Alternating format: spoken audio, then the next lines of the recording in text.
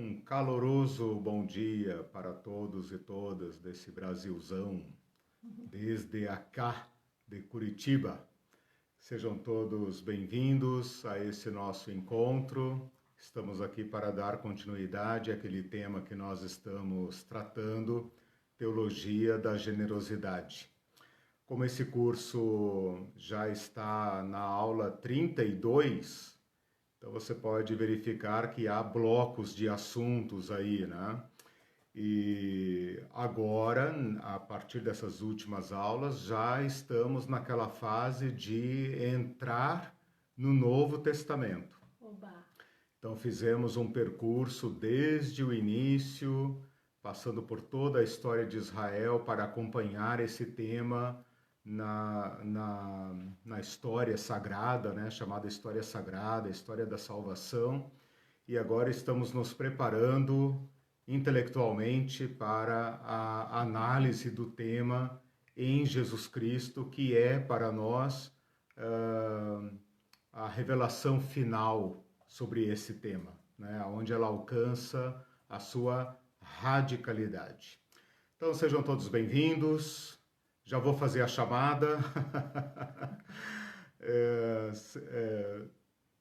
Estou vendo aí já alguns, né, entrando. Que bom, sejam bem-vindos. Vamos para a nossa 32ª aula. Pedimos a bênção de Deus sobre todos. Vivemos dias difíceis, precisamos da graça, precisamos de esperança, precisamos recobrar, né, dos nossos depósitos internos essa esperança. Ontem mesmo me deparei com aquele texto provavelmente de Jeremias, em Lamentações, né, quando ele fala: quero trazer à memória o que pode me dar esperança. Então nós somos todos frutos dessa tradição da esperança que não se entrega, que enxerga um amanhã sob a soberania de Deus, né? E isso é que nos permite caminhar. Meus caros e minhas caras, nós estamos tratando do período interbíblico, já terminamos o período interbíblico e avançamos para dentro da história do Novo Testamento, tratando na última aula dos romanos. Então, os romanos são o último império a ser apresentado aqui no nosso estudo, que retoma um pouco antes do nascimento de Jesus, na verdade 60 e poucos anos antes de Cristo, né? 63 anos para ser mais exato, e avança para dentro do Novo Testamento, segundo a nossa divisão aqui, o recorte que nós estamos fazendo, até o ano 70, porque a partir do ano 70 nós temos o esfacelamento do povo judeu, né? É claro que eles se reorganizam, né? Mas o ano 70 marca não apenas a final, aliás, o fim da organização do povo judeu como nação, com sede, templo, liderança, né? A partir daí o povo se torna apenas um povo que se organiza precariamente em torno de sinagogas, em torno dos seus rabinos, mas mesmo assim já sob muita pressão com o Estado romano, né? A situação vai ficando muito difícil para os judeus, mas essa data do ano 70 também marca a profunda divisão entre cristãos e judeus. Se você ler, por exemplo, o livro de Atos e as epístolas, você percebe que até um certo período, os judeus e os cristãos são considerados ali, especialmente pelo povo de fora, não pelos cristãos, né? Pelo povo de fora, são considerados como uma coisa só, né? Cristo é judeu, como tantos mestres judeus, e ele tem o seu grupo, a sua seita, a seita dos nazarenos, né? Os cristianos, os cristãos, né? Mas a partir do ano 70, esta identificação também fica clara, né? E a hostilidade entre cristãos e judeus aumenta, e então esses grupos seguem caminhos separados, né? Então, o ano 70 marca aqui para nós o fim, né? Não precisamos avançar aí, porque senão nós já entramos na história da igreja. Quem sabe futuramente a gente estude a história da generosidade, da relação de cristãos com dinheiro ao longo da história até chegar a esse ponto que nós nos encontramos agora, né? Nada acontece de repente, tudo tem uma história. Tem uma história do porquê nós lidamos com dinheiro, como lidamos, né? Nós não estamos diretamente vinculados ao Novo Testamento ou a Jesus Cristo, né? Tem 2000 anos de história entre nós. Bom, hoje eu quero então, como prometido, vou cumprir minha promessa, estudar com vocês os partidos que dominam, que influenciam, não tanto dominam, né? Mas dominam e influenciam o povo judeu. Então, quem lê o Evangelho e Atos, e especialmente os Evangelhos, percebe esses grupos em ação, né? Eles estão em torno de Cristo. Os fariseus, os saduceus, especialmente, eles estão sempre em torno de Cristo. Como nós estamos tratando até agora o Novo Testamento sem Cristo, então nós queremos estudar hoje estes grupos não na sua relação com Cristo, mas na sua relação com o poder, a sua relação com os romanos, a sua relação com o templo, a relação com a lei de Moisés, a relação com o povo judeu, né? Então, esses partidos são muito importantes para o nosso tema, porque eles representam propostas políticas e ou religiosas, né? Então, o nosso tema, o tema da generosidade, depende da interpretação da lei que esses grupos estarão apresentando e, com ela, influenciando o povo judeu. É claro que Jesus vai se bater contra estes grupos e suas propostas, né? Mas isso nós podemos deixar para depois. Por enquanto, estamos estudando a história de Cristo sem Cristo, né? Para então perceber o mundo de Jesus, o mundo do Novo Testamento, o mundo do Evangelho, e como a prática da lei, do sistema de Moisés, era defendido por esses diversos grupos. Um contexto, assim, eu vou fazer alguns esclarecimentos preliminares para depois, então, analisar um por um e já apresento os caras aqui. Os caras são, pela ordem, senhor presidente, saduceus, fariseus e zelotes, tá? Vou identificá-los e vou mostrar como esses grupos de influência e de poder interagem entre si, né? E como eles afetam o povo deste período. Que ordem é essa? Por ordem? Você falou por ordem? Não, eu coloquei uma ordem aqui, a ordem não. que eu vou apresentar, okay. Mas já fica também sugerida, né? A minha ordem não é aleatória, a ordem que eu escolhi para apresentar, saduceus, fariseus e zelotes, né? E na próxima aula, os essênios, que são uma presença, digamos, muda no Evangelho, mas que estão lá, né? A gente hoje sabe mais sobre os essênios do que sobre os saduceus, por exemplo. Então, os essênios são uma presença importante aqui. A ordem, o critério que eu usei foi uma pirâmide social, né? Os saduceus como o grupo mais poderoso, os fariseus como o grupo mais popular, de maior abrangência, né?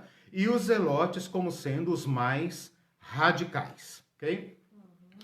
Um contexto geral que eu já indiquei em aulas passadas, mas que vou retomar agora, é o seguinte: todos esses grupos, a origem destes grupos pode ser situada no mesmo contexto histórico e no mesmo ponto do tempo, né, do Cronos. Este momento histórico é a Revolução dos Macabeus. Então, fazendo uma breve recapitulação, o povo judeu estava sob o comando, sob o domínio dos Círios do Império Seleucida, né? Os gregos da Síria, Reino do Norte, e tudo parecia que ia caminhar normalmente, apenas com aquela pressão cultural, quando um dos imperadores, chamado Antíoco Epifânio, resolve apertar com os judeus e assimilá-los por meios violentos. Resolve que chegou a hora de extinguir a identidade étnica dos judeus e forçá-los a uma assimilação. É claro que para isso ele contava com partidários, com apoiadores dentro do próprio povo judeu. É sempre assim, né? Você tem que ter elementos do próprio povo oprimido que é a favor, elementos, né, que são a favores do dominador. Fechou, né? Deu para entender. Esses partidários, então, causaram uma reação dentro do povo judeu. E começou a surgir uma divisão dentro do povo. Nós poderíamos chamá-los, assim, grosso modo, de helenistas, que são pró-aculturação grega, portanto, helenistas. E esses helenistas vão desde o sacerdote até o povo, né? Aqueles que optam por unir-se a eles, né? Como diz aquele provérbio, não pode vencê-los, una-se a eles, né? Então, helenistas de um lado e do outro lado, piedosos. Judeus que quanto mais são pressionados pelo opressor, pelos Seleucidas, pelos Círios, agarram-se à lei de Moisés, radicalizam a sua observância da lei para se preservar da influência pagã helenista, que agora conta com apoiadores nas suas próprias autoridades. Imaginem vocês um sacerdote que apoia o culto a Zeus, né? O deus dos gregos, que não faz oposição à paganização do povo. Por exemplo, jovens judeus que já não se circuncidam mais, que não guardam o sábado, que competem nos ginásios como se fossem gregos, né? Os gregos faziam seus exercícios físicos, né, nos ginásios nus, e havia judeus que estavam aderindo a estas práticas. Então, esta paganização, ou melhor dizendo, esta helenização do povo, causou uma reação interna. Um exemplo dessa reação interna são os próprios macabeus, que são aqueles radicais. E esses macabeus, então, recebem de imediato o apoio deste grupo de judeus que estavam, esses grupos, né, que estavam se reunindo para agarrar-se à lei, né? Esse grupo de piedosos que formou os exércitos dos macabeus, que deu apoio político, apoio econômico aos macabeus, que pegou em espada junto com os macabeus, que forçou essa vitória incrível contra os sírios, né? Empurrou-os para fora e acabou conseguindo a autonomia do povo judeu por mais de 100 anos, como eu falei, né? Dos asmoneus, tudo isso é a história das aulas passadas. Esse grupo de piedosos é conhecido na história como Hassidins, ou Hassideus, né? Hassidins é um plural hebraico, né? Hassidim, Hassidins, né? O Hassidim já é o plural, né? Mas aportuguesado a gente também encontra como Hassideus, né? Às vezes com H, às vezes sem H, então eu não vou entrar nessa questão, porque depende de como se lida com a linguagem hebraica, né? A transliteração e etc. Isso não importa. Mas se você quiser pesquisar sobre isso, você pode procurar Hassidim ou Hassideus. Bom, o que acontece então? Esse grupo dos Hassidim, Hassideus, eles são os judeus da resistência. E é aqui que vai acontecer a fragmentação. É aqui que vai acontecer a sectarização do povo judeu. Então, todos os partidos que nós vamos estudar nascem deste momento histórico e desta crise provocada por um lado, pela opressão dos gregos sobre os judeus, que provoca o surgimento desses judeus resistentes, que pegam em armas para defender o seu templo, para defender suas tradições, para defender a lei, defender a Torá, né? E depois a continuidade desta crise, que é quando os macabeus percebem que não podem dominar o povo judeu a menos que eles dominem o templo. E então eles são empurrados, né? Eles tinham alternativa, mas eles optam por esta alternativa, que é assumir o sacerdócio. Então eu destaquei isso aí em algumas aulas passadas, né, dos asmoneus e tal, a grande crise. E então o sacerdócio que esse grupo de piedosos queria preservar acaba agora sofrendo uma corrupção interna, né? Então eles quiseram se proteger da influência helenista e acabaram se corrompendo agora internamente. Olha o drama de ser resistência, né? Às vezes, sendo resistência, você acaba sendo empurrado para aquilo que você rejeita, né? Então, é um enfrentamento que torna o resistente igual ao seu oponente. Esse é o né? perigo, né? Esse é o perigo, esse é o perigo. Então, é interessante situar os partidos nesse ponto de partida para a gente entender como Jesus vai romper esta lógica, né?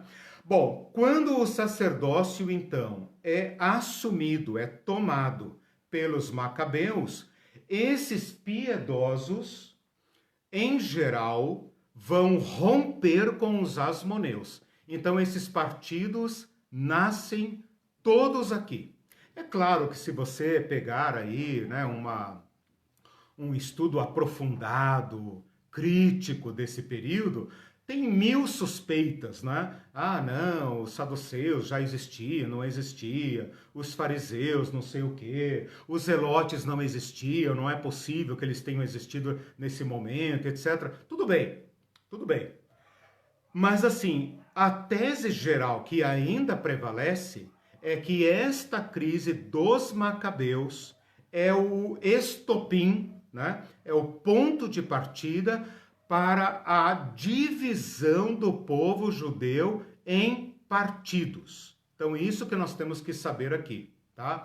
Os saduceus são aqueles que vão dar sustentação política aos asmoneus e vão agarrar-se ao sacerdócio, né?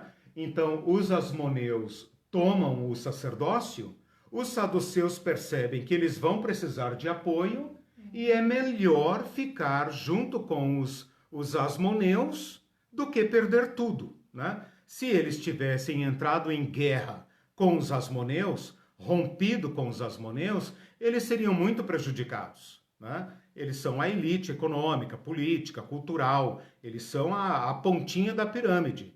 Então eles chegaram à conclusão que era melhor apoiar os asmoneus e fazer esse jogo com os asmoneus. Vocês dependem de nós, nós damos apoio a vocês, está tudo certo, né?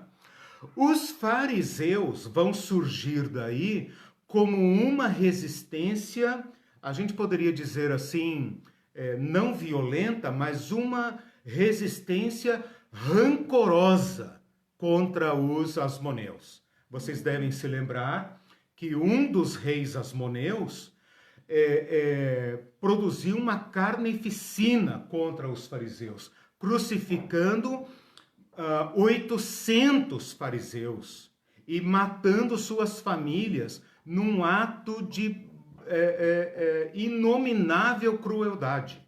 Para vocês verem o ponto a que chegou a tensão entre fariseus e asmoneus, né? Mas a sucessora desse rei, do Alexandre Janeu, a Salomé Alexandra, que foi aquela rainha, e vocês têm que ver lá nas aulas que eu falei sobre os asmoneus, ela muda o jogo e resolve que é melhor se aliar aos fariseus, porque os fariseus são mais populares. Os saduceus são importantes, mas eles são uma elite muito pequena.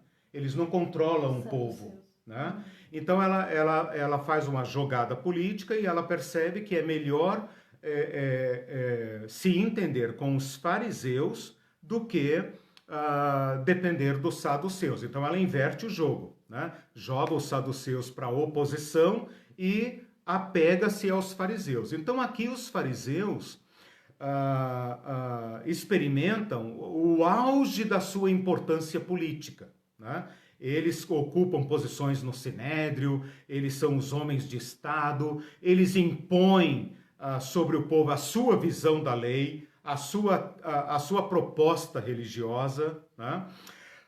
Bom, logo depois, quando vem a crise do Hircano com Herodes e aquela coisa toda que os romanos tomam o poder, os fariseus recuam, claro, porque eles perdem espaço. Os saduceus estão por ali, eles são da nobreza, então eles ainda têm sua importância econômica e tal, mas os fariseus recuam para uma oposição, digamos assim, rancorosa, né? Eles odeiam o dominador, mas eles não tomam nenhuma medida contra eles. Então, esse é o contexto que nós vamos colocá-los. Os zelotes são um desdobramento futuro. Então eu não vou colocar os zelotes aqui, eu vou deslocar os zelotes mais ou menos para... Isso é uma tese minha, né? Ela é amplamente aceita, mas não quero dar a entender que ela seja consensual. Há questionamento, né? E eu vou mostrar para vocês mais para frente qual é. Mas quando Herodes morre, o Herodão morre, há um grande reboliço dos judeus naquela crise da sucessão. E muitos homens e bandos aproveitam aquele interregno, literalmente interregno, né, entre reis, né, para provocar tumulto e impedir que os filhos de Herodes assumam o poder, né? Então eles fazem ataques, eles atacam romanos, eles atacam exército, eles fazem aquela coisa de guerrilha, né? Atacam, roubam, matam, queimam, né? Para impedir que o inimigo domine. Eles atacam romanos, eles atacam o inimigo. Quem eles acham que é pró-helenista, pró-romano ou pró-Herodes, eles atacam, eles fazem uma mais ou menos como está acontecendo hoje na Síria, na Líbia, né? Eles tomam em diversos bandos, pipocam bandidos para todo lado e etc., dão um trabalho lascado para as autoridades. Então, esse rebuliço violento é a origem dos zelotes. Tá? A palavra zelote vem de zelo, ou seja, são os radicais. Tipo, nós não vamos ficar aí nessa conversa mole de é a lei, porque o inimigo não entende essa linguagem. O inimigo entende o cacete, né? É meter o cacete, é espada, é pedrada, é isso que eles entendem. Então nós vamos falar a língua deles, né? É aqueles que agora querem pegar em armas, né? Essa tensão, então, ela está um pouco deslocada no tempo, né? Se eu coloquei fariseus e saduceus aqui por volta do ano 160, 130, mais ou menos, quando os asmoneus tomam o sacerdócio, né? Os zelotes estão bem mais lá para frente, né? Então, Herodes morre no ano 4, então ali tem um rebuliço. Depois, quando Arquelau é deposto, no ano 6 depois de Cristo, antes dos romanos assumirem a Judéia, há também rebuliço. Então, esse rebuliço, essa explosão de violência contra o dominador, podemos chamar de guerrilha, né? Usar um termo moderno para nos referir a um fenômeno antigo, ele é reprimido, então ele é abafado, digamos assim, reprimido, por causa da violência dos romanos, dos Herodes, dos romanos, que impõem a paz e o controle. Então, a paz romana é assim, ó, ou você abaixa o pescoço e aceita o nosso jugo, ou nós te destruímos, você escolhe. Então, esses partidos todos, eles são acomodados sob o domínio romano, inclusive os zelotes, né? Então, aqui tem crucificação, tem degola, tem queima, tem assassinato, tem incêndio, tem venda de judeu como escravo, né? De modo que todo judeu, eu poderia dizer assim, talvez com um certo exagero, né? Mas todo judeu da época de Jesus, do Novo Testamento, foi tocado pela violência.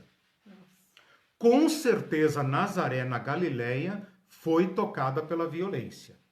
Se ela não diretamente, as cidades ao redor, né? Talvez porque ela era tão desimportante que ela não foi tocada diretamente. Então, os zelotes, algumas pessoas dizem assim, eles não existiam, eles foram surgir apenas lá na guerra final. Eu prefiro defender uma tese de que eles estavam como uma brasinha, né, que está ali. Ao menor sinal de fragilidade do dominador ou de ausência do dominador, eles partiam para agressão. Virou chama. Né? Exatamente. Bom, o Mindu, eu esqueci de ler um comentário. Sim. Eu não tive chance de ler um comentário dele. Eu não tinha dado espaço ele ainda. Porque o pessoal dá bom dia, né? Ele disse bom dia a todos os irmãos, primos e demais criaturas, conforme a pirâmide social da teologia vigente. Variar, né? Legal. Aí a Maria Aparecida também, bom dia de Campinas, aguardando esse capítulo ansiosa por toda a semana. Legal. Várias pessoas aqui, não dá para ler todos, o Moacir, bom dia, mais uma etapa da construção da minha cristandade. Aí o Mindu já respondeu para ele, ou talvez uma desconstrução, né? É verdade, né? E mais um comentário do Mindu, que ele diz assim, as instituições foram montadas para garantir a ideologia dominante. Qualquer revolução que não confronte essas instituições acaba sendo cooptada. Sim, certeza. Já perceberam, né? Que todos eles são da oposição, né? Mas são cooptados. Um esclarecimento importante que eu tenho que fazer ainda aqui é o seguinte, eu estou chamando de partidos, mas quando eu digo partido, eu tenho a consciência de que a gente faz uma certa indução, né? A gente induz, de certa forma, a todos nós, né? A vocês, mas a mim também, que estudo a questão, confundi-los com o que nós chamamos de partido, né? Porém, nós temos que lembrar que o povo antigo, especialmente aqui os judeus, não faz diferença entre política, religião, cultura, legislação, justiça, né? Judiciário. Não há essa distinção clara. Portanto, eles são, o que são, por exemplo, os fariseus? O que são os saduceus, especialmente, os mais importantes?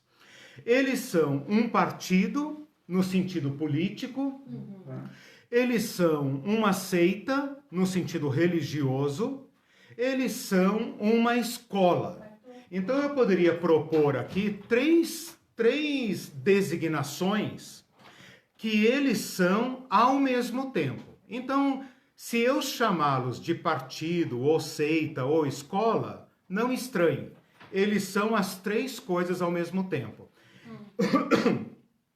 Naquelas questões em que nós chamaríamos de política, você pode entendê-los como um partido, porque eles têm uma proposta para a nação, eles têm uma proposta em relação aos domínios, eles têm uma proposta política.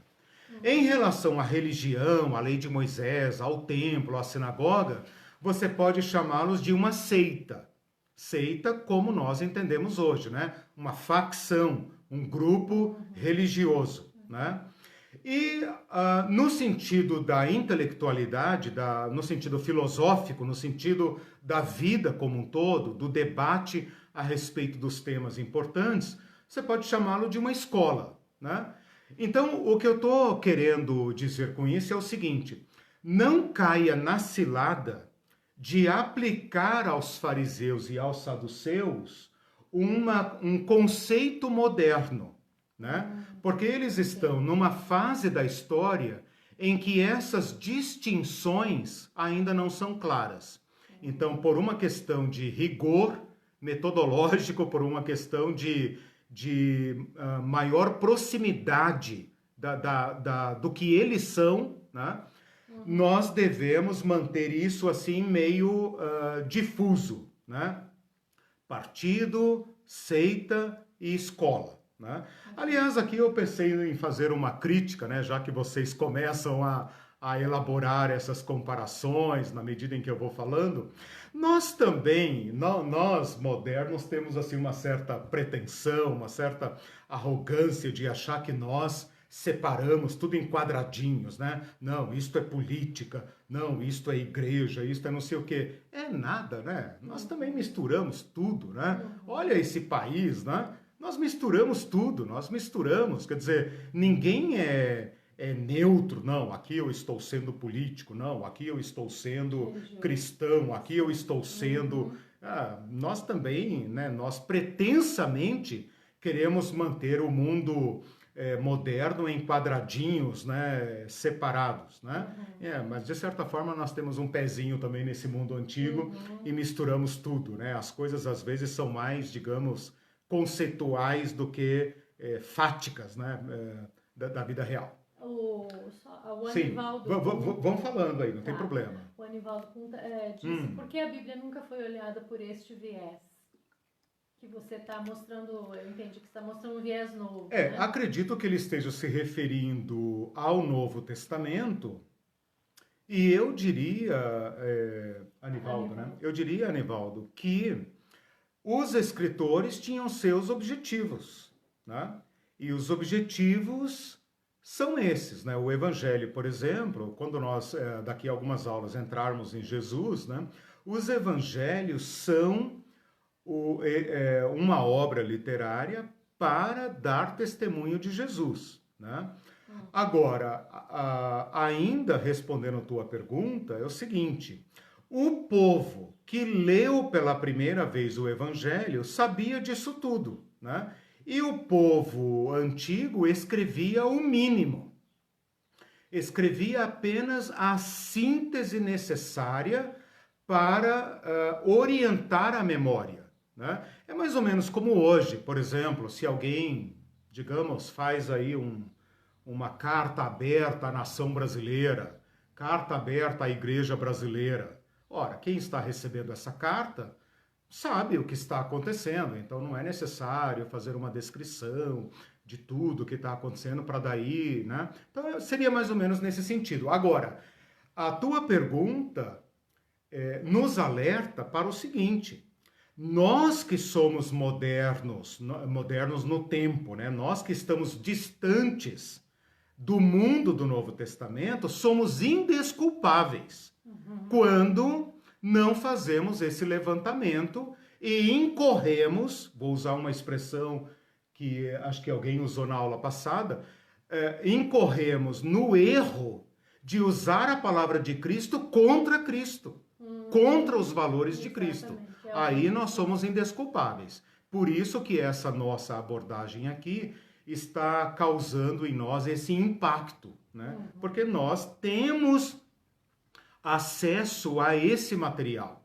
E então eu repito a tua pergunta. Repito não, recoloco, né, a pergunta. Por que nós não acessamos isso? Por que nós não vamos ao mundo de Jesus? Se nós temos todos os meios, né? Jesus falou: a quem muito é dado, muito é exigido. A nós foi dado muito conhecimento, né? Então nós temos por dever ser uma igreja melhor, uma igreja mais fiel a Jesus Cristo, a herança de Jesus Cristo. Ele respondeu, deixar de olhar a Bíblia como um livro que caiu do céu aleatoriamente, isso, claro. sem contexto e sem história. Claro, perfeito, existe exatamente. Um contexto, existe uma história que a gente não tem conhecimento, não se aprofunda. Sim. Preguiça. Eu falo para os meus alunos, é o pecado capital dos pastores, estudiosos e quiçá de nós todos, né? É a preguiça. Né? E eu vou repetir o que eu sempre tenho repetido nas aulas, né? Sem entender esse contexto histórico, cultural, a gente não consegue sequer compreender com profundidade o que Jesus quis dizer. Sim, exatamente. E aí a gente fica empobrecido. Aí a gente vê as igrejas superficiais hoje, desviadas, essa é a verdade. Sim. E aí você fala, mas como é que pode acontecer isso? E o testemunho? Mas sequer entenderam o Evangelho de Cristo, sequer entendemos o Evangelho de Cristo. Adaptam-no a si, né? Fazem seu próprio Evangelho. Uma outra questão que eu preciso colocar aqui também, importante, é a seguinte. A Bíblia, o Novo Testamento especialmente, ela trata como se fossem coisas equiparáveis, né? Coisas semelhantes, e pode nos induzir a erro. Então eu queria fazer uma pequena pontuação aqui com respeito a isso, apenas para ajudar caso você confunda isso, né? A observação é a seguinte, não confunda esses partidos com ofícios. O que é um ofício? Por exemplo, escriba. A Bíblia fala muitas vezes, assim, corriqueiramente, sem se preocupar, porque o povo da época sabia, nós é que não sabemos, ela fala assim, escribas e fariseus, né? Escribas e fariseus. Mas escriba é um ofício. O escriba seria um jurista, um perito. O que é um escriba? Um perito na lei de Moisés. Alguém a quem as autoridades recorriam para dar um parecer a respeito de uma questão. Eles são estudiosos refinados da lei de Moisés. Então isso é um escriba. Né? Enquanto que um fariseu... Um escriba, o fariseu é um partido. Né? Então o escriba pode ser um fariseu, mas pode ser um saduceu ou pode não estar identificado com nenhuma dessas escolas. Um fariseu pode ser escriba, mas pode não ser também. Então é muito importante fazer essa diferença. Então a Bíblia vai falar, olha só, alguns ofícios que vão surgir aí junto com os partidos. Por exemplo, os saduceus e os anciãos. Ancião aqui é o título dos membros do Sinédrio. Todas as vezes que o Evangelho falar em anciãos, você pode quase que todas, não vou afirmar todas, porque pode ser que haja lá uma referência excepcional. Mas o ancião é um membro do Sinédrio, é um membro do conselho. Ancião é o senado, senil, velho, senado, presbítero, o presbitério. Né? Claro que não com os termos modernos, termo antigo. Então a Bíblia vai falar intérprete da lei, ela vai chamar de doutor da lei, ela vai chamar de ancião, vai chamar de mestre algumas vezes, inclusive Jesus, vai chamar de escriba, às vezes vai falar os sacerdotes e os saduceus, os sacerdotes, os anciãos e os saduceus, ok? Então não confundam esses partidos com os ofícios. Embora a Bíblia, às vezes, coloque-os assim, por exemplo, ai de vós, escribas e fariseus hipócritas. Né? Está falando de um partido e de um ofício, que comunicam entre si, né? Se fosse matemática, ia ser aqueles conjuntos que se...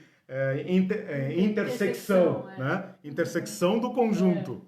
Mas são coisas diferentes. Eles impactam o povo. Então agora vamos dar um passinho à frente, né?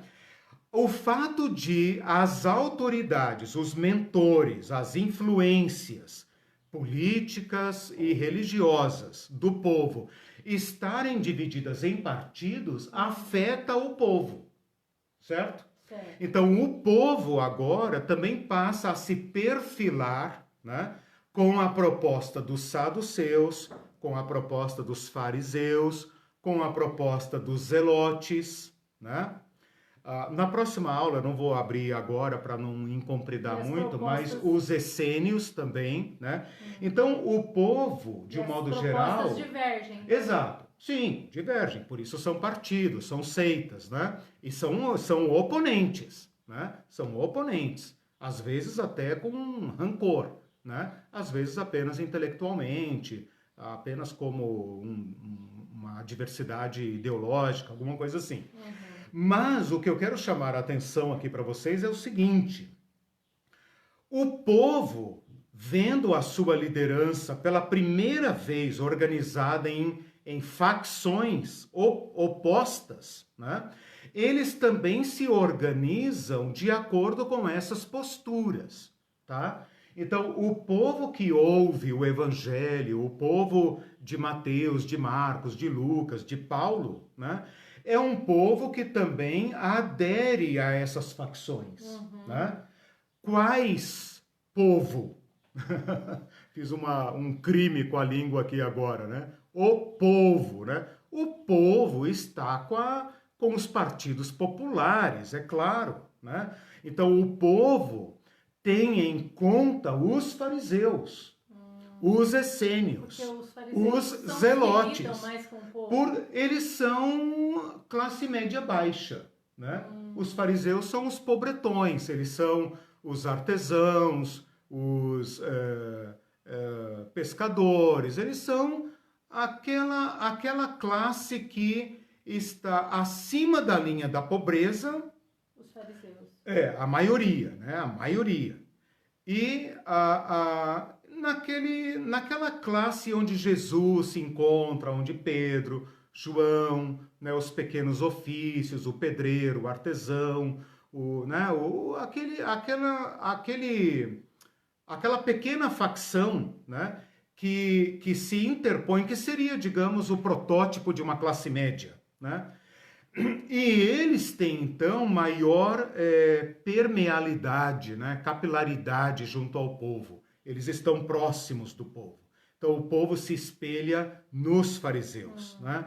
Os fariseus é que estão em contato com as sinagogas, os fariseus é a presença religiosa mais próxima do povo em comum, né? Eles que se apresentam como modelo de piedade. O povo devota a eles grande importância, né? Mas o povo transita entre o fariseu e o zelote. O povo fica ali, entendeu? Tipo assim, se houver uma chamada à guerra, eles vão. E às vezes até os fariseus iriam, né? Eles não tomam a iniciativa da violência, mas eles estão ali naquele pequeno espaço de resistência forte ao domínio romano. E com isso eles se opõem aos saduceus. E os saduceus são aquela facção que não tem capilaridade junto ao povo, né? É aquela classe rica que está lá em cima, em Jerusalém, é a nobreza, é a turma que domina o sacerdócio. Se não está exercendo o sacerdócio, está dando apoio ao sacerdócio. Eles têm quase todas as cadeiras do sinédrio. Eles são os mais ricos, né? E assim como se fazia no Brasil, né? Só podia ser eleito se tivesse um certo patrimônio, né? Então eles são os grandes ruralistas, eles são os ricos, eles são os capitalistas, os caras que têm dinheiro para emprestar, né? Os caras que guardam dinheiro no templo, os caras a quem os sacerdotes recorrem para ter apoio. E esta é uma classe dominante mínima, que está quase que apenas em Jerusalém e ao redor do templo e ao redor dos assuntos políticos, dos assuntos econômicos. eles que exercem as funções de Estado, eles fazem o papel diplomático, por exemplo, quando tem que enviar uma comissão ao governador, quando tem que enviar uma comissão à Síria ou até a Roma, né? Eles são os homens de Estado. Então, esses são os saduceus, né? Os ricos, os poderosos, os que controlam o dízimo, porque olha a ironia, eles são peritos da lei. Eles exercem o sacerdócio. Para exercer o sacerdócio, eles têm que se agarrar a quê? A lei. A lei que instituiu o sacerdócio, a lei de Moisés. Então eles se agarram à lei. E a lei garante juridicamente o direito deles ao dízimo. E nessa altura, eles já dominaram os pequenos sacerdotes, o sacerdote do baixo clero e os levitas. Tanto que o Novo Testamento não fala em levita. Que realmente trabalham, né? Os Exato. E os fariseus, olha a ironia, né? Os fariseus que são mais populares, são mais, digamos, pobres, são mais ligados ao povo, né? E até hostis aos dominadores, e hostis também aos saduceus e aos sacerdotes.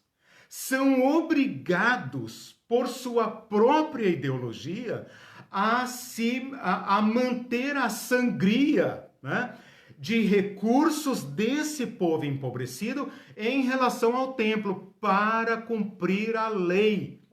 Então, eles não são capazes de fazer a devida oposição aos saduceus e aos sacerdotes, porque são legalistas, porque defendem uma proposta ideológica da lei que quer considerar todo o povo de Deus, todo o povo judeu, com a excelência sacerdotal. Olha como a intenção dos fariseus é boa. Eles chegaram à conclusão bonita, altamente respeitável, de que todo o povo de Deus é sacerdote.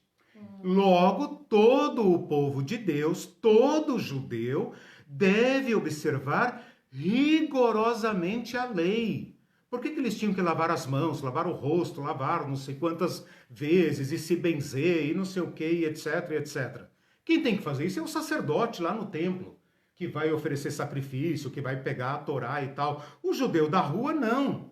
Mas o fariseu não apenas é incapaz de fazer oposição a esse sistema corrompido, como ele se torna um prolongador, né? Ele se torna um propagador daquilo a que ele se opõe, né? Por isso, a oposição deles a Jesus. Porque Jesus vai colocar o machado na raiz da árvore, para usar uma expressão de João Batista, né? Jesus vai atropelar esse estado de coisas, né? Então, essa seria, digamos, um passo a mais aqui que eu dei em relação aos fariseus. Já estamos entrando, então, na apresentação dos grupos, né? Falta agora apenas uma identificação de cada um, tá? Isso que eu vou apresentar agora para vocês. Você falou que os fariseus são classe média baixa, Isso. né? E o Webster disse que eles são a classe média que compra tudo parcelado em 24 meses com juros que cabem no bolso. Exatamente. E o Jaime concordou. Exato, É claro, né? Vocês também sabem disso. É claro que usar aqui a expressão classe média é um anacronismo que precisa ser justificado. Mas eu já falei para vocês em aulas passadas que a grande massa do povo é pobre. Trabalha hoje para comer o pão de hoje e de amanhã. Por isso Jesus fala tanto sobre ansiedade, né? Não andeis ansiosos, não se perguntem pelo dia de amanhã. Por quê? Porque isso escravizava o povo, né? Agora, entre essa classe rica, que é chamada na Bíblia, no Novo Testamento, principalmente de saduceus, né? É claro que há outros ricos lá também. José de Arimateia, por exemplo, pode ter sido um fariseu. Nicodemos pode ter sido um fariseu e era senador. Fariseu ou saduceu? Fariseu. O Nicodemos é um fariseu, né? Então, percebam, né? Todas as classes aí têm suas exceções. Mas há um certo grupo que provavelmente, expropriado de sua terra, que era a base fundamental da economia antiga, né? Arranjou-se, né? Nesses pequenos ofícios que fica entre a agricultura e a nobreza, né? E se adapta e tal, mas é uma coisinha mínima aí de 5%, né, 3% da população, né? Mas eles fazem essa ponte entre o povo de cima e o povo de baixo, mas como eu estava dizendo, ironicamente não conseguem se opor. O Webster falou aí da classe média, veja, nós podemos traçar aqui um paralelo que é a seguinte forma. A classe média, ao invés de ser solidária com os trabalhadores mais pobres, os menos favorecidos, ela prefere se distanciar dos pobres, dos quais ela tem horror, porque ela está sempre ameaçada de voltar para a pobreza, ela sabe que ela não é rica, e dar sustentação a uma elite econômica à qual ela não pertence. Então veja aí o dilema da classe média, né? Se a gente pode fazer essa equiparação, né? Esta classezinha média, né? Aonde nós situamos aí a maioria dos fariseus, acabam dando sustentação àquela classe superior que é a que os consome, que os domina, que os escraviza, que chancela a dominação romana, né? Agora, meus irmãos, como fica a generosidade, que é o nosso tema, dentro de tudo isso, né? Como fica a prática do bem, a prática da caridade, né?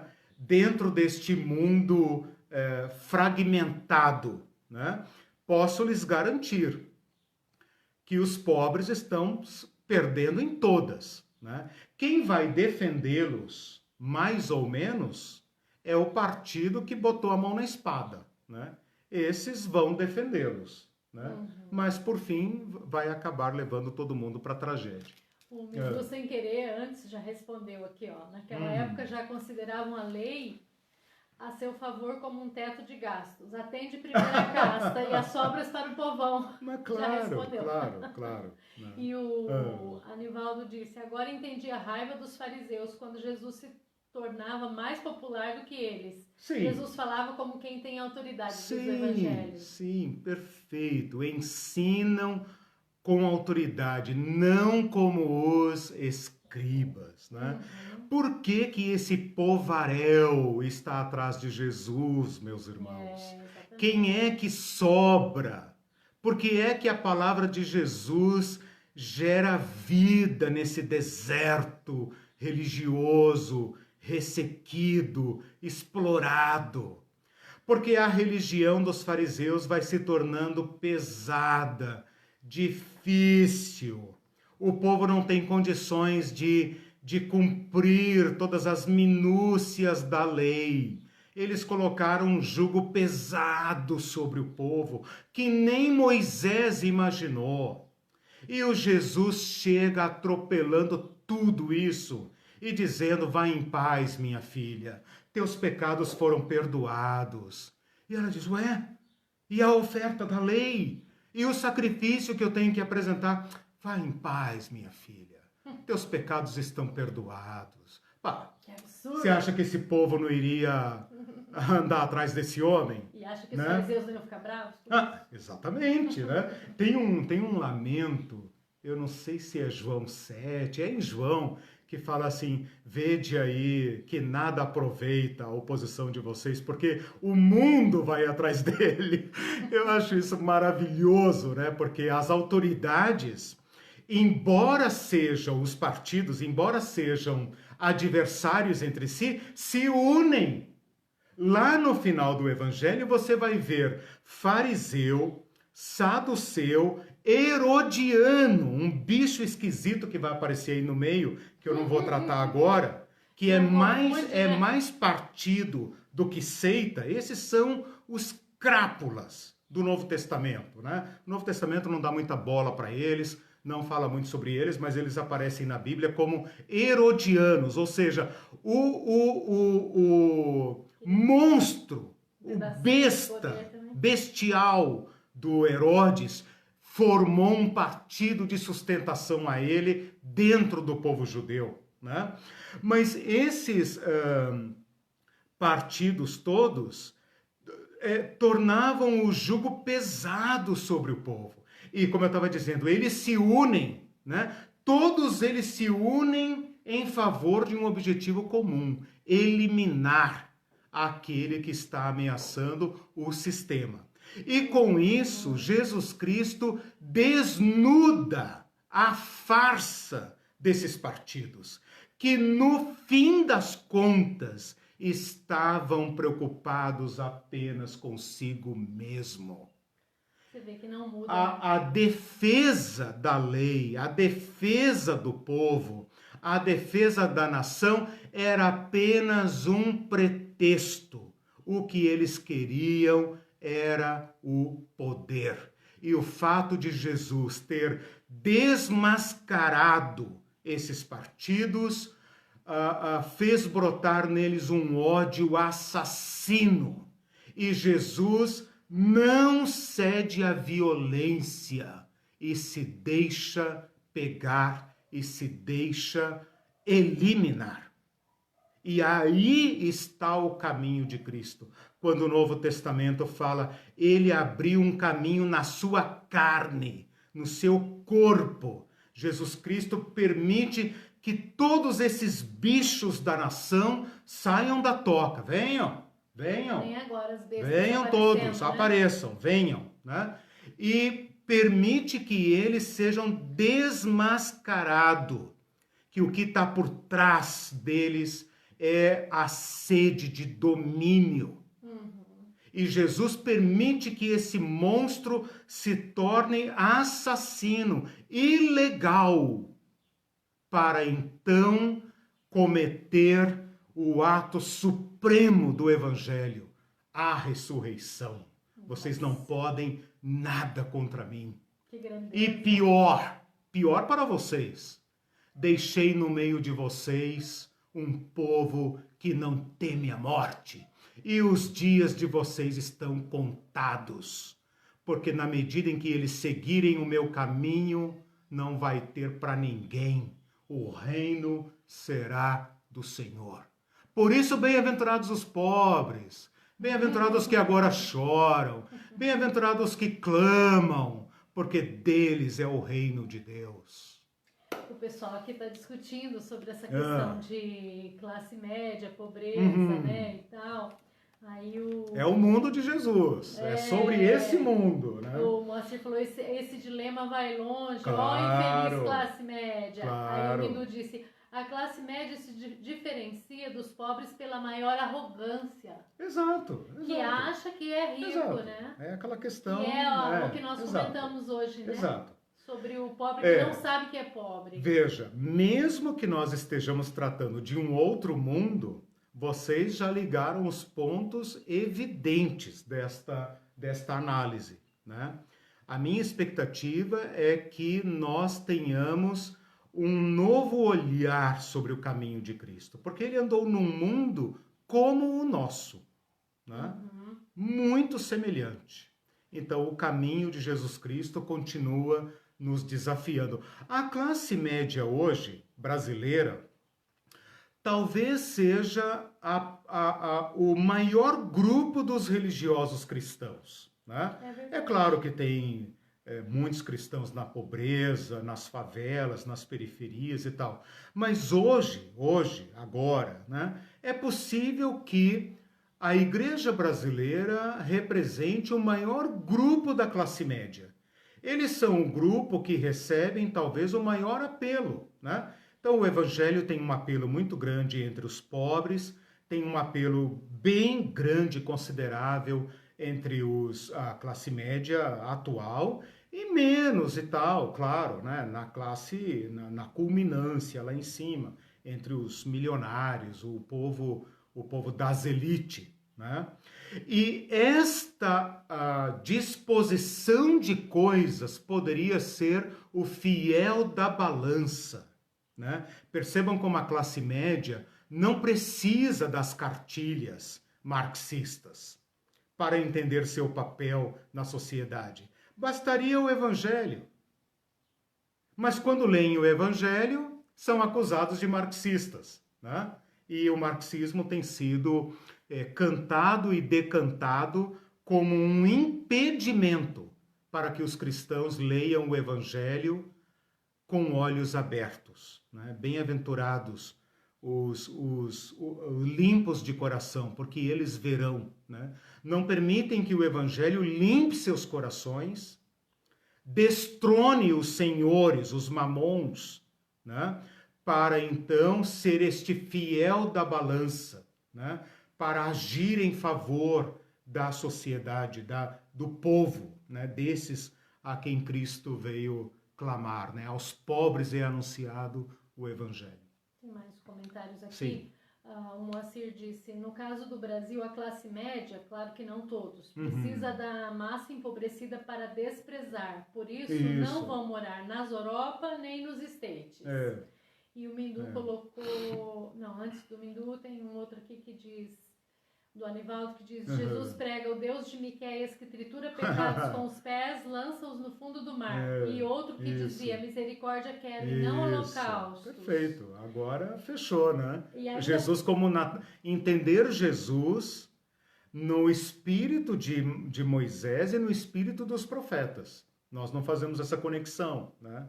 Temos que fazer, eu concordo com você. E falando ainda sobre classe média e reconhecer sua própria classe, o Jasley falou, não temos identidade de classe. Sim. Isso é fatal para um povo sem quaisquer identidades. Sim. E daí o Webster fez uma observação, Jesus ofereceu o céu, a classe média escolheu a Disney. Verdade, né? Que interessante. Que ironia, né? Porque a classe média hoje, que você falou, são a maioria da igreja, é a classe média que busca prosperidade e que quer ir para Disney.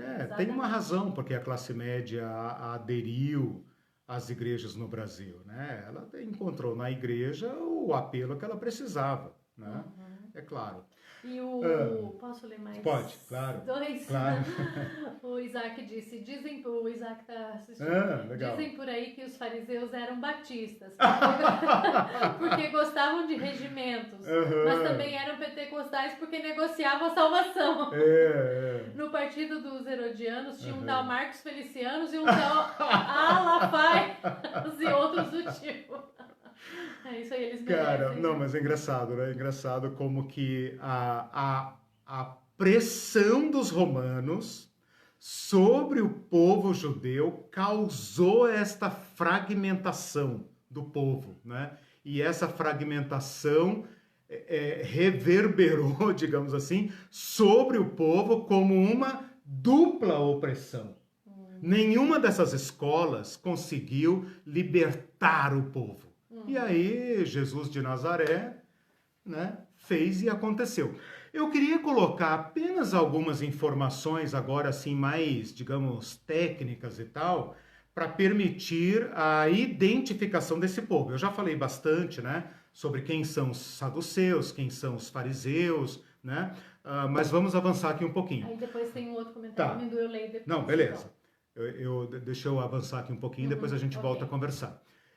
Os saduceus, isso também é discutível, mas eu vou apresentar a tese predominante, mais consensual. Os saduceus derivam o seu nome de Sadoc, ou Zadok. Quem foi Zadok? Zadok foi o sacerdote que primeiro oficiou no templo no reinado de Salomão. Então, o Zadok é da linhagem arônica. O que é linhagem arônica? Arão, né? Esse Zadok era, então, a casta sacerdotal legítima. Por que é que os saduceus usavam esse nome? Porque eles são da casta legítima do sumo sacerdócio. Então é uma questão assim meramente genealógica, né? Um direito legítimo, genealógico, que foi atribuído a Arão e à linhagem de Arão. Então esse nome saduceu é um nome elitista, né? E com esse nome elitista, eles dominavam o sacerdócio e expulsavam outros pretendentes, né? Então, percebam que o nome saduceu é um nome assim meio carteiraço, né? Sabe com quem você está falando? Eu sou filho de Arão. Adoro essa Curiosamente, a Isabel, mãe de João Batista, é descrita no Evangelho de Lucas como sendo da casa de Arão, portanto, uma saduceia, né? Uma sadoquita. O que coloca João Batista no papel legítimo de ser um saduceu. Mas um saduceu com consciência de classe foi parar, provavelmente, no mais radical dos partidos que eu quero tratar na próxima aula, os essênios, provavelmente, né? Vou defender essa teoria, ela não é indiscutível, obviamente, mas ela é muito razoável. Então, o nome dos saduceus está aí, né? No nome, no DNA já está o inclusivismo, né? O inclusivismo para eles, né? Exclusivismo para os demais. A importância política deles é de sustentação ao governante. Agora presta atenção. Eles dão sustentação ao governante, qualquer que seja ele. Soa familiar? Né? Eles dão sustentação ao governante, qualquer que seja ele. Então, eles deram sustentação aos macabeus, eles deram sustentação aos asmoneus, eles deram sustentação aos Herodes e eles deram sustentação aos romanos. Agora, antes que a gente apedreje os saduceus, a lógica deles também nos é familiar. Os saduceus estão dizendo para o povo o seguinte: olha, nós seguimos a lei de Moisés, nós sabemos o que a lei diz, nós estamos aqui exercendo o sacerdócio como a lei diz, nós estamos cobrando os dízimos como a lei o determina, né? Agora é o seguinte, nós não vamos sacar a nossa espada contra os romanos, porque se nós fizéssemos isso, seria um suicídio, um genocídio, um autogenocídio, né? E quem pagaria o pato, primeiramente, seriam vocês, né? Então, ruim com a gente, pior sem a gente. Nós estamos aqui fazendo o trabalho duro de negociar. Nós estamos aqui fazendo o trabalho duro de negociar com os romanos. Somos nós que mantemos as legiões fora daqui, nós que acalmamos o governador. Então, pensem bem, né? Mas nós estamos orando. Nós estamos buscando a Deus para que Ele nos livre dos romanos. E se vocês seguirem a lei, se vocês derem os dízimos, o primeiro, o segundo e o terceiro, se vocês trouxerem as primícias, se vocês trouxerem tudo que a lei manda, se vocês cumprirem a lei rigorosamente, e nós não temos culpa. É a lei que diz que somos nós, né? Quem sabe Deus não visita de novo o seu povo e quebra os romanos no pé e nos coloca como nós como sacerdotes, né, do Senhor, sejamos os novos dominadores de um grande império e tal. Então, com essa aguinha doce aí, com esse melzinho na chupetinha, como se diz, eles mantinham o povo calmo. É verdade. Como é que nós vamos nos organizar, né? Os próprios zelotes, que eram violentos, pensavam, cara, não é a hora, ainda não é a hora. Eles atacavam uma cidade aqui, atacavam uma fortaleza ali, roubavam armas, atacavam caravanas, atacava, morria, um deles era preso, crucificado, mas eles tinham que recuar. Eles tinham que recuar. Não dá, não dá, não dá. Você já viu a máquina de guerra dos romanos? Você já viu o tamanho de uma centúria? Você já viu uma crucificação? Então não dá, né? Então, o mesmo alerta que servia para manter o povo subjugado a Roma, também servia para manter o povo sustentando essa classe sacerdotal, como disse outro dia o pastor Ariovaldo Ramos, falsa. Essa classe sacerdotal é falsa. Por quê? Porque não tem mais Santo dos Santos. O Santo dos Santos está vazio, não tem mais propiciatória, não tem mais nada. Eles estão sacerdotando, como diria o meu amigo Isaac, né? Sacerdotando. Eles estão sacerdotando no vazio. Por isso a cortina não pode se abrir. Porque se abrir, fica revelada a farsa. A farsa, né? Quase saiu aqui a expressão completa, né? A farsa jato, né? Claro, né? Por quê? Porque tem que manter o segredo, o perigo, o medo e a advertência. Então, essa é a proposta dos saduceus. Eles tinham alguma proposta para os pobres? Não. A proposta deles para os pobres era a seguinte: obedeçam à lei. Obedeçam à lei. Se vocês obedecerem à lei, se vocês cumprirem as regras da lei, Deus vai se levantar. Lembra quando Deus salvava o seu povo? Lembra quando Deus salvou? Para atingir fins políticos, né? Exato, é Deus que vem. Lembram dos nossos irmãos macabeus? Deus que veio, salvou. Então, calma, vai chegar o momento, né? Enquanto isso, você precisa de um empréstimo. Eu tenho um campo ali que eu recebi como dívida, tem um outro ali que eu tive que expulsar o meeiro porque ele não conseguiu pagar. Vamos conversando, gente, vamos conversando, né? Que a história se repete. História, né? cômoda para eles, né? Muito cômoda, né? O Jap comentou aqui, mas eles nunca largam o osso. Não largam o osso. Você que está dizendo. E você vê que hoje até vídeos são feitos por pastores influentes para evitar que se vote um certo partido. Exato. Impondo os princípios bíblicos deturpados para fazer o povo não votar num determinado partido. A mesma coisa que eles usavam as promessas bíblicas, claro, né? Eu estou dizendo para vocês que o mal é previsível e burro. Né? E que a gente mesmo ia fazer as conexões, né? E o caminho de Jesus Cristo que é genial, né?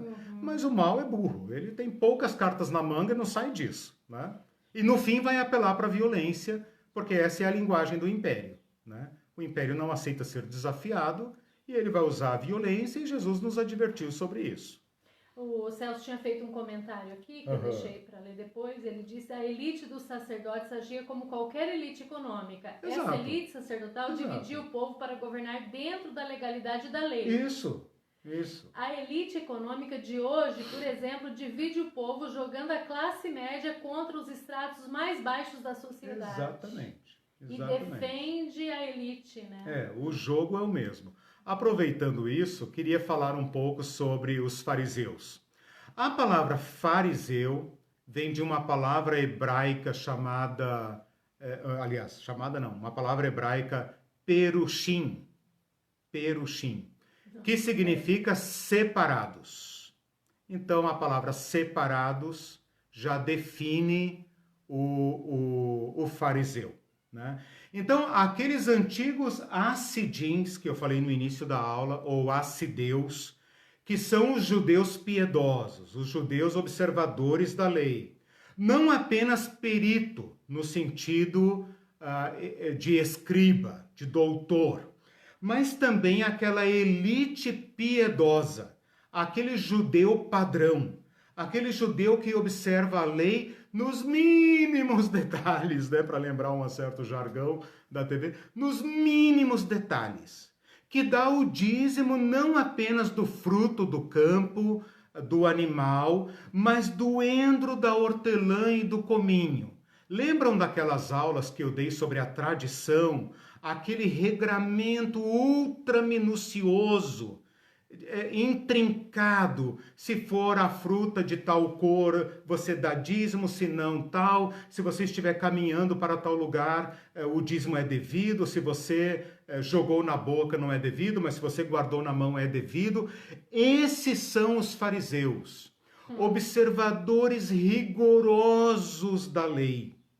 Homens, classes e homens que atravessam a pirâmide social desde o Sinédrio, como eu já falei aqui, do Nicodemos, do José de Arimateia, que provavelmente eram fariseus, né? Eu não me lembro, se alguém observar aí, se o Nicodemos lá em João 3, se alguém quiser dar uma olhada, se o João 3 é de fato um fariseu... sim, já está respondida a questão. Atos João 3, havia entre os fariseus um homem chamado Nicodemos. Eu lembrava que ele era chamado de mestre, mas não tinha certeza que era fariseu, mas era um fariseu.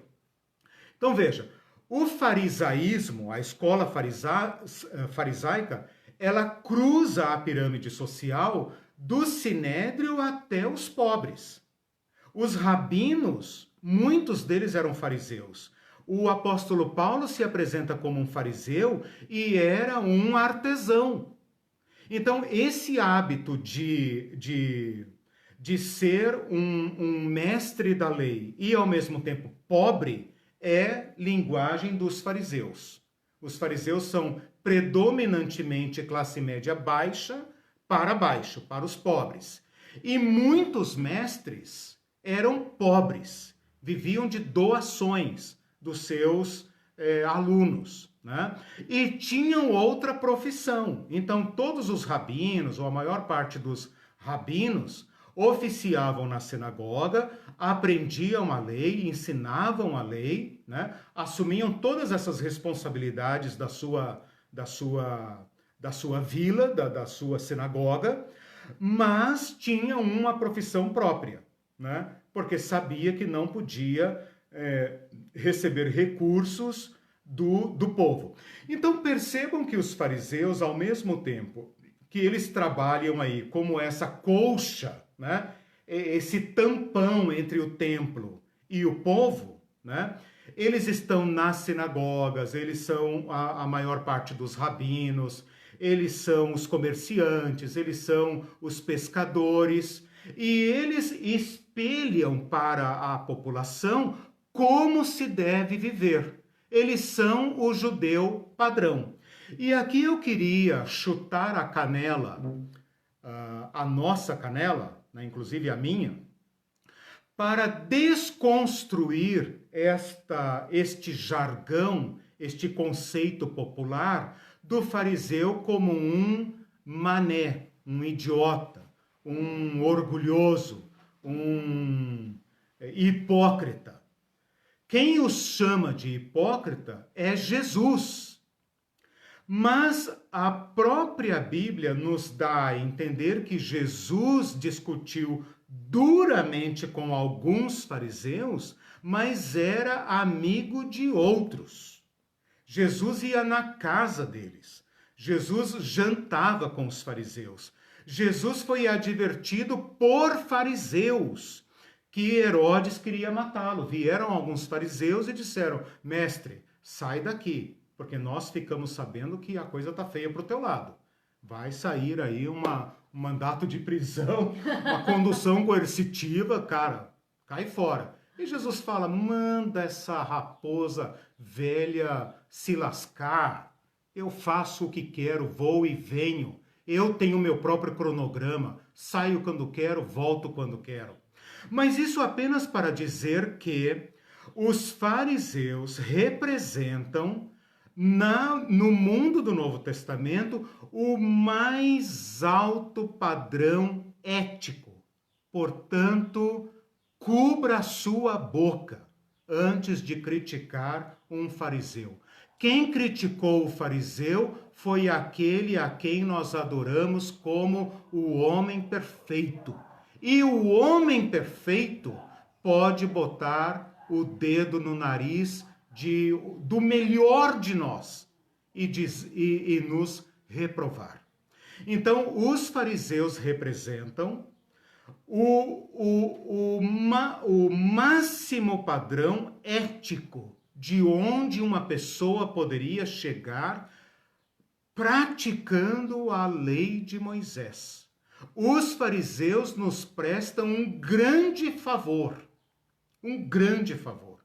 E o favor não é jogá-los na lata do lixo. O favor que eles nos prestam é o seguinte: este não é o caminho. Ainda que eu jejue 7 dias por semana, ainda que eu dê dízimo até do bombom que eu ganhei até das balas que me deram como troco, ainda que eu me lave e etc, e observe e adote leis rigorosas e me purifique e tal, não é suficiente. Esse é a maior e a principal lição que nós podemos tirar do embate entre Jesus e os fariseus. Então, quem adotar o caminho dos fariseus, quem adotar a prática da lei, saiba que os fariseus, que são trocentas vezes mais justo do que qualquer um de nós, foi reprovado por Jesus. E com isso, Jesus está dizendo: não é por aí o caminho. Eu sou o caminho. O meu fardo é leve. O meu caminho é que vai resolver a questão. A questão não é transformar a lei de Moisés numa Mishnah. Não é categorizar, esqueci uma palavra, mitzvot, que são 600 e tantos mandamentos. Mas a Mishnah, com suas ordens que nós estudamos, mas o Talmud inteiro que nós estudamos. Descansa, meu filho, descansa. Esse não é o caminho. Lutero disse a mesma coisa, né? Lutero disse a mesma coisa quando ele disse: se alguém pudesse ter alcançado a salvação praticando os rituais, as penitências, recebendo indulgências, eu teria chegado lá. Mas, cara, não dá. Não dá. Você se autodestrói e não chega lá. No exato momento em que você está confessando o pecado, você já está pecando. E você acabou de lutar contra seus desejos e já está desejando. Então, é ingovernável. Ingovernável. Por isso, Paulo, o fariseu, é que vai teologizar, mais um termo isaquiano, né? Teologizar o caminho de Jesus, dizendo: a lei já cumpriu o seu papel. A lei já cumpriu o seu papel. Houve um homem perfeito e vocês nem o reconheceram.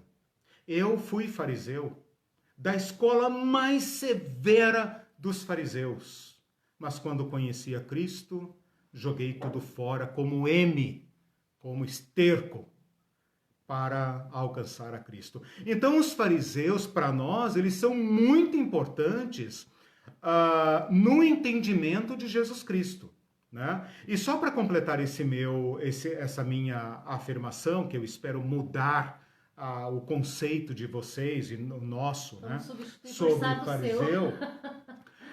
Tem uma frase no Talmud. Aqui entra uma outra questãozinha, rapidinho, uma outra questãozinha. Eu vou deixar os zelotes para a próxima aula, para não sacrificá-los. Aqui tem uma outra questãozinha importante. Quando a gente fala fariseu, como o fariseu é, digamos, a classe mais ampla, mais popular, que está presente em cada vila de Israel, não dá para dizer que há um tipo fariseu. Existem vários, né? Como existe em qualquer partido grande, né? por exemplo, Dá pra generalizar. dentro do PSDB, dentro do PT, né? Tem as correntes, as tendências e tal, né? Então, entre os fariseus também há diversos tipos, né? E os próprios fariseus reconheciam isso. Então, eu peguei aqui uma frase do Talmud, que é muito tempo depois de Jesus, que tem uma frase de um rabino, de um fariseu, dizendo o seguinte, olha só, isso eu acho muito importante, como diz a Dilma, né? E isto é, enquanto pensa, né? Isto é muito importante, porque você veja bem, né? Existem 7 tipos de fariseus, entre aspas, abriu aspas, isso é Talmud, estou citando literalmente. Existem 7 tipos de fariseus, e aí abre aspas, que proveito tiro disso, esse é um tipo, que proveito tiro disso, faço a minha parte, ó minha pobre cabeça. Por quê? Porque andava com a cabeça baixa para não ver as mulheres, para não pecar, e com isso batia a cabeça no poste, na parede, etc, etc. Porque ele andava assim, né? Andava assim para não pecar.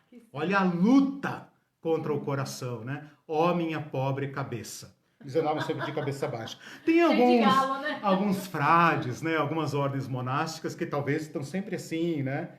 Talvez esse jeito. Então, você reconhecia ele parado na esquina, andando pela rua com a cabeça bem baixa para não ver, para não pecar.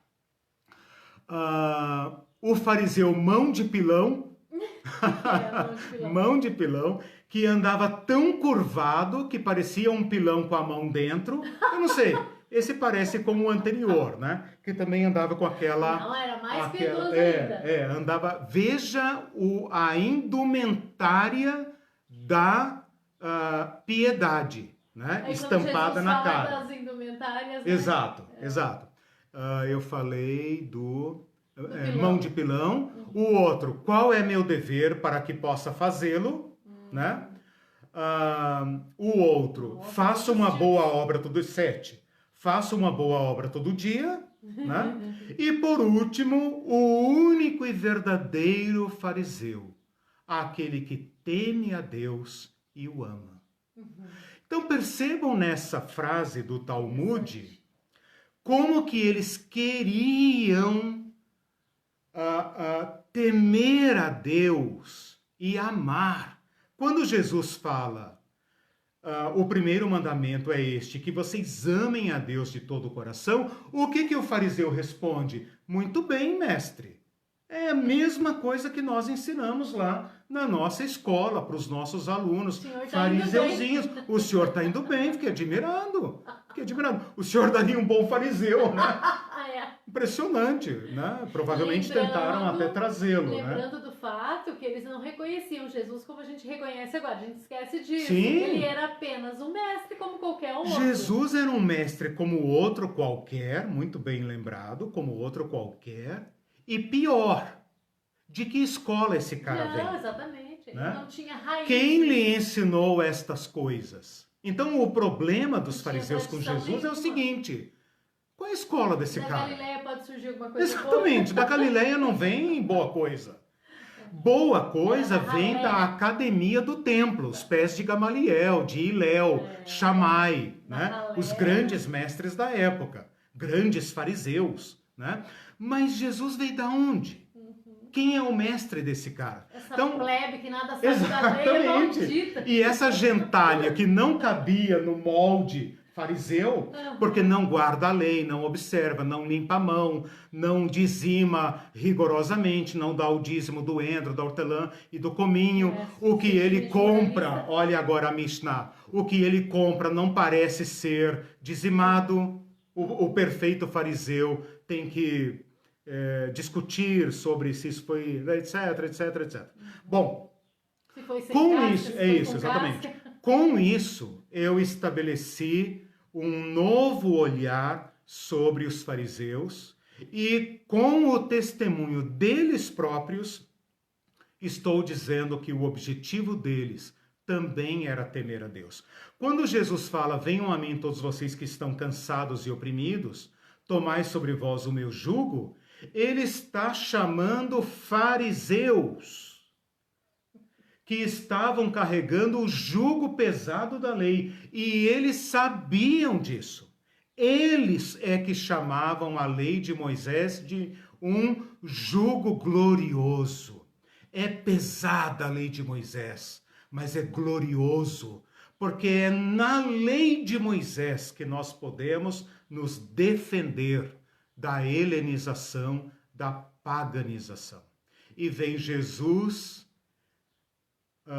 do céu, como disse aqui o Nicodemos fariseu, mestre, o Senhor veio de Deus. Olha que atestado, né? O Senhor veio de Deus, porque ninguém pode fazer ou ensinar o que você ensina sendo falso. Então me diz. E Jesus dá uma esnobada nele ali, né? Você não entende nem as coisas da terra, rapaz. Você é mestre em Israel e não entende essas coisas, né? Então é um diálogo muito interessante e termino aqui. Podem falar e vamos... Não, eu termino e vocês têm ali uns minutinhos, graças a Deus, né? Vamos lá. O Webster disse que Jesus fez EAD. Cuidado para não engasgar. Legal. EAD à distância, né? Veio do céu, né? Isso veio de Deus, não é possível, né? E o Bebeto já tinha dito um comentário aqui que eu esperei para ler. Ele disse: os discípulos de Jesus de Nazaré são vocacionados para renunciar ao poder. A autoridade que eles recebem é a autoridade do crucificado. Exato. Aí fica claríssima a posição de Jesus e o chamado de Jesus. Por isso, não adianta esperar de pessoas que exercem o poder, especialmente o poder eclesial, que é fora de controle. Porque o poder do Estado, quando as instituições funcionam, eles são presos à lei. Não existe poder sem lei, a menos o poder despótico. Mas na igreja esse poder não conhece limites. Então não fiquemos nós chocados com as flor-de-lises, com os Everardos, com os padres Robsons, que são apenas peixes grandes que, por um acaso, foi descoberto, né? A posição de poder os corrompe. E concordo inteiramente com o Bebeto nisso. Um chamado ao despojamento, o chamado à renúncia. Renunciem ao poder, renunciem, né? E aí busquem o Cristo. Aí fica fácil encontrá-lo. Ele está onde sempre esteve, né, Bebeto? Caminho de baixo. Lá não tem disputa. Lá quanto mais fizer, melhor. Quanto mais servir, melhor. Não tem. Lá está o caminho de Jesus. O Mindu tocou num ponto aqui que eu acho que não vai dar tempo de você falar hoje, mas eu só vou ler e daí de repente fica para a próxima. Sim, porque eu vou continuar na próxima aula os partidos. É um assunto mais abrangente, né? Certo. Ele disse: salteadores e bandidos no NT dá a ideia de uma violência gratuita. Isso. Mas olhando agora o contexto, são muitos desapropriados de suas terras e sem renda. Perfeito. Então vamos tocar na próxima aula nesse ponto, que é bem importante. Por isso eu digo que tem que entender o contexto, porque senão você tem uma ideia errada. Exato. Vou aproveitar essa fala do Mindu para dizer o seguinte. Todas as vezes, talvez seja um exagero, mas é para chocar mesmo, é para chamar a atenção. Todas as vezes que a Bíblia menciona ladrão, bandido, salteador, desconfie. Não é o batedor de carteira, como ele falou aí, né? Não é a violência gratuita. Tipo, vou fazer um ponto ali na caravana, vou dar em cima, vamos pegar o cara, vem alguma coisa ali, vamos pegar o cara. A maioria absoluta, maioria total de quando a Bíblia chama de bandidos e salteadores, ela está se referindo a guerrilheiros. A diferença é se eles atacam em bandos, como os zelotes, em bandos menores, como o bando de Barrabás, que é um salteador, né? Jesus foi crucificado como salteador, no meio, entre dois salteadores, portanto guerrilheiros, ou se eles atacam individualmente como os sicários, que a Bíblia menciona. Então, a Bíblia não menciona... Aliás, a Bíblia menciona todos, né? Ela menciona zelote, ela menciona sicário e ela menciona bandido. Pode colocar tudo num balaio só, né? Nós vamos tratar isso na próxima aula. Tem mais comentários? Aí fica claro para entender por que é que o povo prefere Barrabás e não Jesus, né? Por que o povo prefere Barrabás? Ora, nós queremos alguém que resolva o nosso problema. Jesus não vai nem vem. Ele vem com esse papo estranho de cruz e tal. Cara, nós não queremos saber de cruz. Nós queremos alguém que nos livre, né? Então, eles escolhem Barrabás, é claro. Né? Estamos chegando no final. Não sei se vai dar tempo de responder, mas você pode desenvolver na próxima. Uma pergunta do Clevson, ele disse, será que só teve coisas ruins com a helenização? E antes de você responder, eu diria que toda dominação, né? Assim, essencialmente é negativa, né? Toda dominação. Não, dominação sim, mas a helenização no sentido cultural... sim. Não. Já você puxou uma questão importante, né? Eu estou estudando a helenização no impacto que ela teve no modelamento, digamos assim, a modelagem, né, ideológica judaica, né, do mundo de Jesus e causou esses efeitos aqui. O judaísmo não conheceu alternativa para lidar com a helenização, mas os cristãos... né? E o próprio Jesus, quando fala ide por todo mundo, pregai o evangelho, ou então ensinando-as guardar e tal, ele está chamando o mundo. E é claro que Paulo, né, a igreja e tal, eu comecei também a aula falando do ano 70, né? O ano 70 marca esta ruptura, né? Então, os judeus se fecham nas suas tradições, rejeitando o helenismo como uma forma de sobrevivência, né? E sobreviveram, né? E os cristãos partem para o diálogo, né? Então, para os judeus, não sei, teríamos que fazer uma análise, né, mais detalhada, quem sabe você nos dê alguma pista na próxima aula. Para os cristãos, com certeza, foi vantajoso, né? O Jasley colocou aqui, John Piper tem uma excelente palavra sobre cristão versus cultura. Okay. Pensar no nosso papel como luz e sal no meio da cultura babilônica ou helenística. Uma vantagem, né, pegando essa fala do... link, né?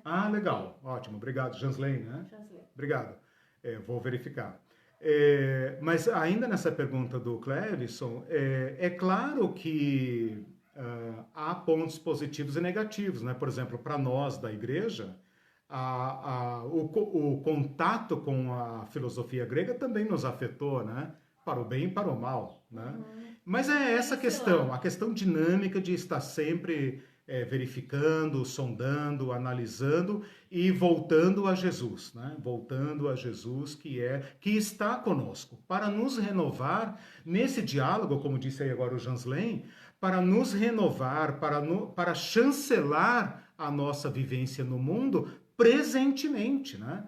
Quando a gente fala voltar a Jesus, não é apenas voltar no passado, né? Mas voltar a Ele hoje, né? Cristo pode nos mostrar caminhos de diálogo, né, nesta nossa cultura, que o mundo do Novo Testamento não conhece. E nós não temos como voltar lá, né?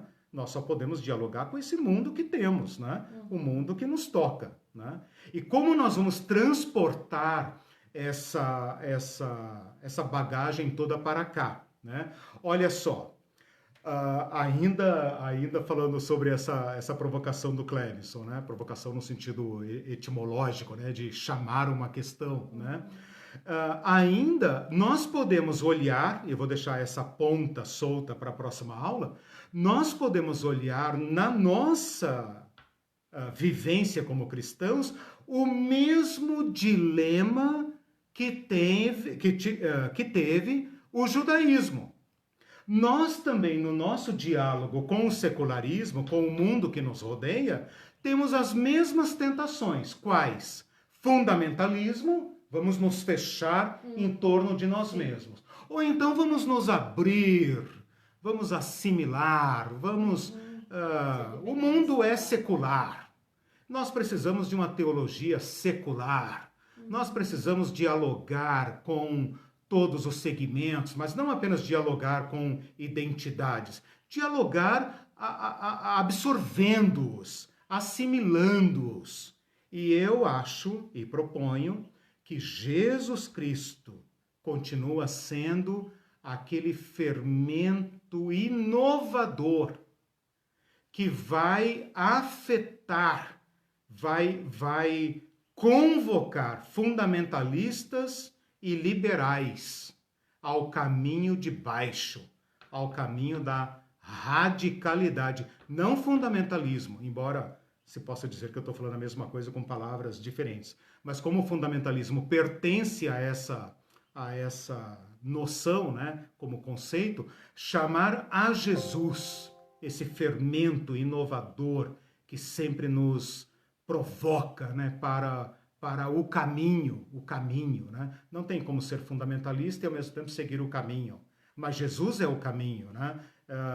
É o mesmo ontem, hoje e para sempre. Estou convosco todos os dias. Então, o Novo Testamento não conheceu o nosso mundo, mas o Cristo conhece. E o Cristo pode mostrar para nós qual é o caminho dele, né? E eu diria aqui, para fechar, o caminho da generosidade, o caminho da misericórdia, o caminho da compaixão. Mais comentários, mas não dá tempo. Isso. Então, vamos ficar para a próxima aula. O tema é muito pulsante, né? Muito pulsante. Eu não consegui ler, você responde. Tá, respondo aqui. Lá, podem ficar tranquilos. Próxima aula eu quero falar sobre zelotes e essênios, porque eles, mesmo ausentes, afetam vigorosamente o Novo Testamento e nós não podemos omiti-los. Tchau, gente, uma boa semana, obrigado pela presença. Tchau, bye, pessoal. Bye, boa semana para vocês, Deus abençoe. Bom domingo. Bom domingo.